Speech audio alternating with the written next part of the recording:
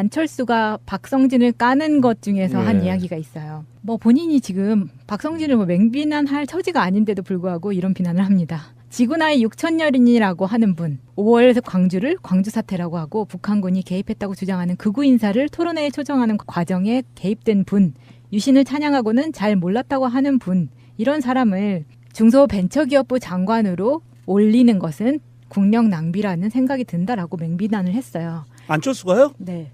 설마 근데 이중사고인데? 그러니까요. 그래서 제가 찾아보니까 2013년 8월 15일에 안철수가 이런 트윗을 합니다.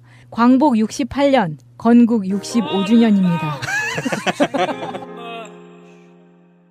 제가 정말 이상했던 게 홍준표가 이런 이야기를 합니다. 몇 년 전 범죄와의 전쟁, 나쁜 놈들 전성시대 이런 영화가 있었는데 거기 보면 세관원들이 깡패를 끼고 법 위에 군림하면서 온갖 행패를 부리는 장면이 있다. 그걸 연상시킨다. 라면서 국민들이 정권을 맡긴 이유가 나라, 장래, 미래를 위해 잘 다스리고 관리해달라는 건데 자기들이 정권 잡자마자 노조 애들을 전위대로 내세워서 무지막지한 방법으로 방송을 장악하려고 한다. 이 70년 전에 나왔던 책 조지 오웰의 1984에 나오는 그 이중사고라는 게 있어요. 제가 언뜻 그게 생각이 나서 다시 찾아봤거든요. 네. 저도 다시 읽어보고 싶은 책이 됐는데 여기에 이런 말이 나옵니다. 언어를 통해 국민의 사고를 지배한다. 역사는 구성원이 기억하는 대로일 뿐 객관적인 역사란 존재하지 않는다. 고로 정부의 편의대로 역사는 다시 쓰면 그만이다. 이런 발상으로 얘기를 하는데 책에서 발췌한 짧은 부분을 읽어드릴게요. 이게 홍준표나 안철수나 이명박 박근혜를 생각하시면서 들어보시면 너무 잘 맞으실 거예요. 알면서 모르는 척하는 것. 진실을 훤히 알면서도 교묘하게 꾸민 거짓말을 하는 것. 철회된 두 가지 견해를 동시에 지지하고 서로 모순되는 줄 알면서 그 두 가지를 동시에 믿는 것. 논리를 사용하여 논리에 맞서는 것. 도덕을 주장하면서 도덕을 거부하는 것. 민주주의가 아닌 줄 뻔히 알면서 당이 민주주의 수호자라고 믿는 것. 잊어버려야 할 것은 무엇이든 잊어버리고 필요한 순간에만 기억에 떠올렸다가 다시 곧바로 잊어버리는 것. 그리고 무엇보다 그 과정 자체에다가 똑같은 과정을 적용하는 것. 이런 것들은 지극히 미묘하다. 의식적으로 무의식 상태에 빠지고 자신이 방금 행한 최면 행위에 대해서까지 의식하지 못하는 격이다. 약간 이게 조지 오웰이 쓴 책이 나와요? 네. 1984에 나와요. 오. 이 이중사고라고 하는 거예요. 이중사고 저도 1984 그거를 보면서 MB 생각을 많이 했었어요. 그쵸. 예. 왜냐면은 이런 거죠. 4대강 사업 있잖아요. MB가 후보 시절에 대운하를 이야기를 했었잖아요. 네. 그래서 그 대운하로 해서 너무 역풍이 크게 부니까 이름을 바꿔서 내용은 똑같은데 4대강 사업으로 바꿔서 추진했단 말이죠. 사람들의 인식에 어떤 이름을 붙이느냐, 보통 프레이밍 작업이라고 하잖아요. 네. 그러니까 그런 걸 굉장히 잘했었죠, MB가. 똑같은 일을 하는데, 그러니까 내가 하고 싶은 대로 하는데 어떤 좋은 명분을 갖다 붙여서 이 우파들이 활동할 수 있는 정치적 공간을 열어주는 일을 굉장히 잘했었거든요. 그래서 이중사고가 좀 말이 어렵긴 한데 말 따로 행동 따로라는 거죠. 그렇죠. 이중적으로 사고하는 거죠. 근데 이게 예전에는 아날로그 방식으로 수집된 정보가 이제 갖는 시간이라던가 배포되는 시간이라던가 이런 게 많이 걸려서 파급 효과가 느리고 적었다고 할 수 있겠지만 지금 같으면 스마트폰, 인터넷, SNS 이런 걸로 무분별하게 뿌려지는 왜곡된 역사와 가짜뉴스 이거 우리 저번 대선 때 엄청 많이 봤잖아요. 이게 지금 완전 피부로 다가오는 거죠. 뭐 문재인을 이렇게 깡패니 무슨 조폭이니 이렇게 말하는 홍준표가 지금 딱 이 상태라고 볼 수 있는 거죠.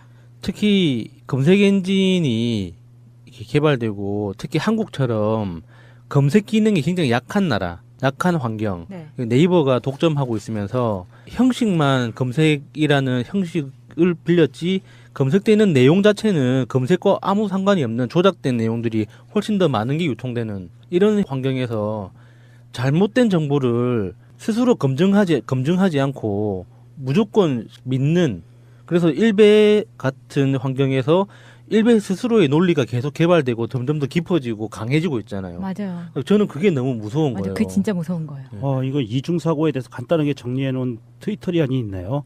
더블싱크 이중사고에서요. 한 번에 두 가지 신념을 믿으며 동시에 두 가지를 사실이라고 믿는 것. 거짓인 것을 알면서 고의로 그 거짓말을 믿는 것. 이게 이중사고라고 하는 거래네요. 그걸 고의로 할 수 있으면은 저는 천재인 것 같고요. 이명박 박근혜류의 어떤 그 정권에 붙어 있었던 사람들은 자기 스스로 이런 이중사고를 한다는 것 자체는 잘 모르는 것 같아요. 그냥 자기한테 필요한 거, 그 순간에 가장 유리하고 그 손쉬운 걸 선택하다 보면 장기적인 맥락에서 들여다보지 않는 이상은 이중사고는 드러나지 않거든요.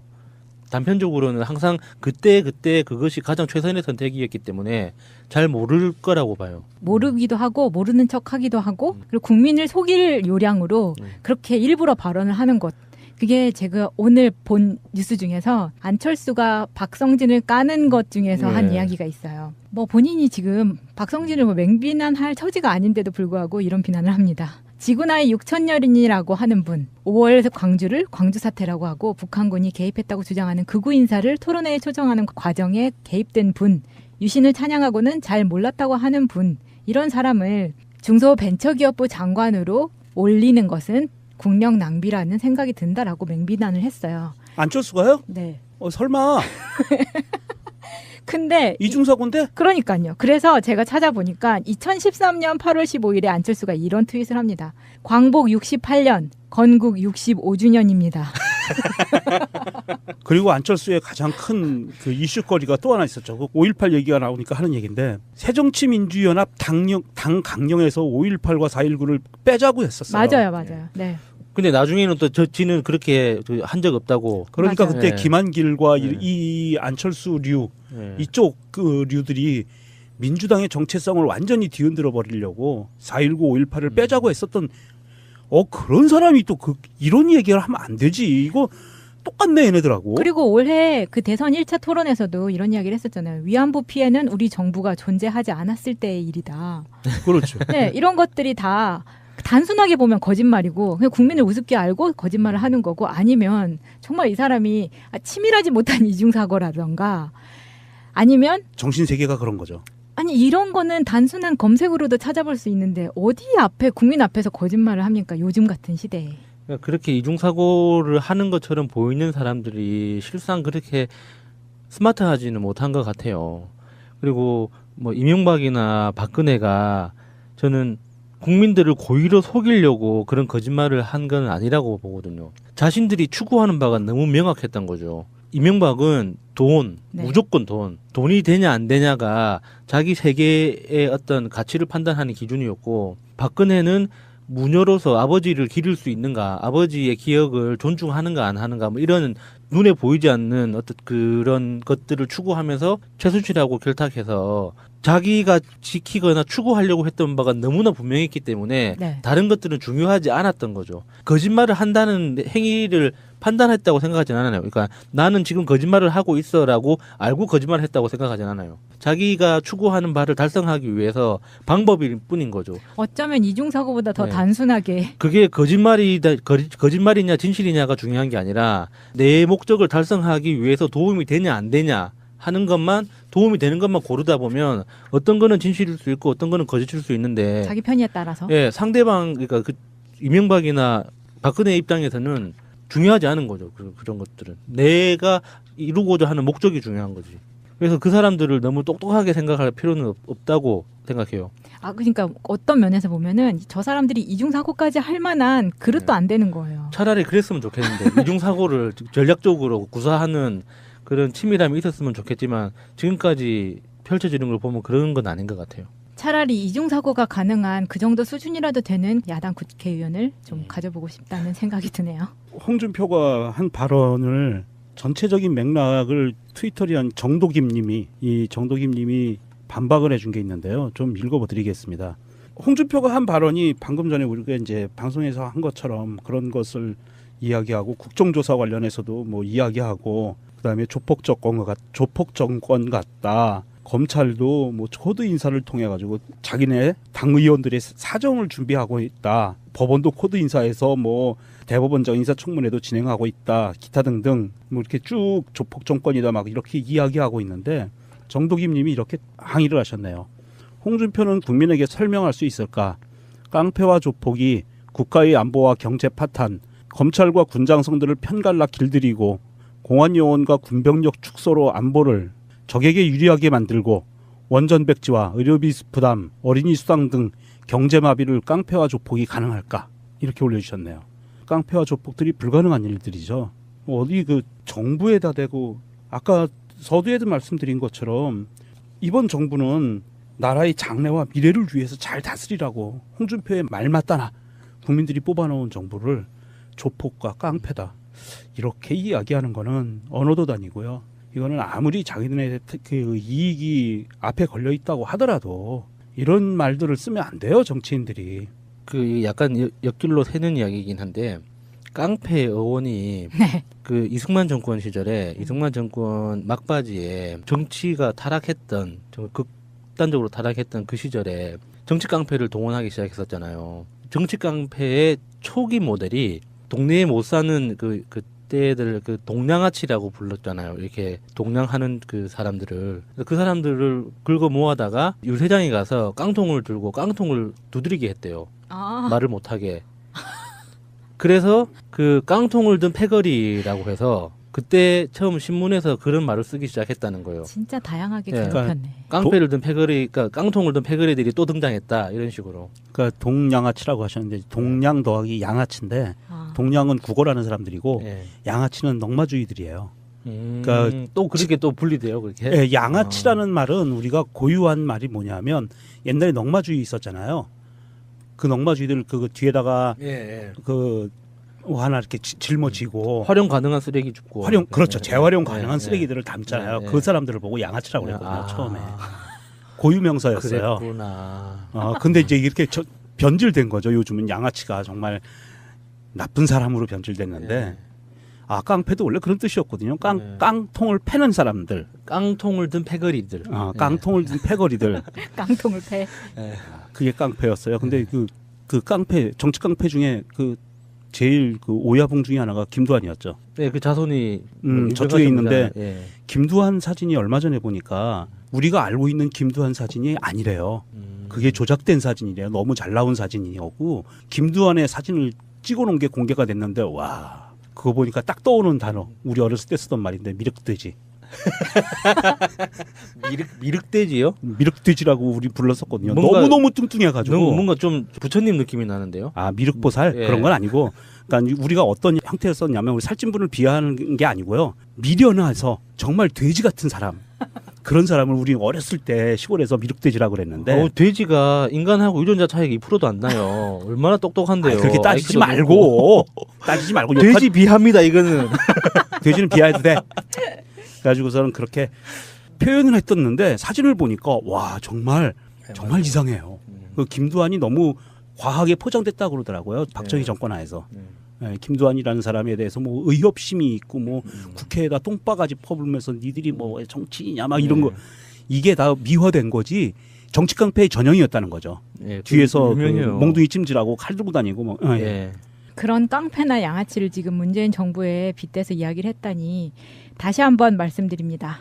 대한민국 청와대 국민소통광장 국민청원에 들어가시면 자유한국당 위원정당 해산 심판 청구를 요구합니다. 라는 청원이 있습니다. 여기에 꼭 들어가셔서 서명해 주시기 바랍니다.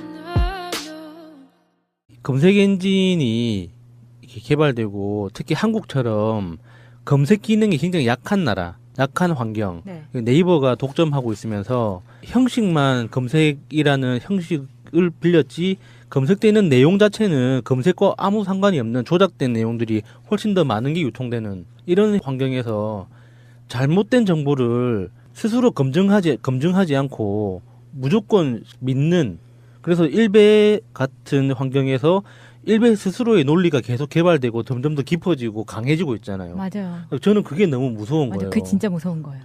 이거 이중사고에 대해서 간단하게 정리해 놓은 트위터리안이 있네요. 더블싱크 이중사고에서요. 한 번에 두 가지 신념을 믿으며 동시에 두 가지를 사실이라고 믿는 것.